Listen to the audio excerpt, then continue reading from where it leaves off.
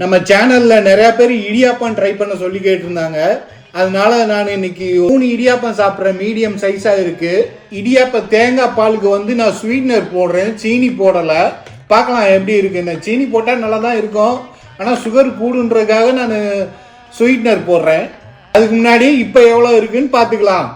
125 இருக்கு. சேனல் பிடிச்சிருந்ததுன்னா லைக் பண்ணுங்க, சப்ஸ்கிரைப் பண்ணுங்க, உங்க ஃப்ரெண்ட்ஸுக்கு ஷேர் பண்ணுங்க. என்ன மாதிரி உணவு ட்ரை பண்ணணும்னு கமெண்ட்ஸ்ல போடுங்க.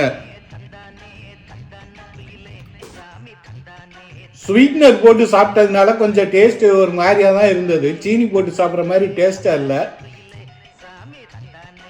2 மணி நேரம் ஆச்சு. எவ்வளவு இருக்குன்னு பார்க்கலாம். 186 இருக்கு. ஒரு 60 பாயிண்ட் கூடி இருக்கு. கொஞ்சம் பரவாயில்ல தான். சீனி போடாம ஸ்வீட்னர் போட்டும் சாப்பிடலாம் இடியாப்பத்துக்கு. அது போக நம்ம அளவை கொஞ்சம் கம்மியாவே சாப்பிட்றது நல்லது.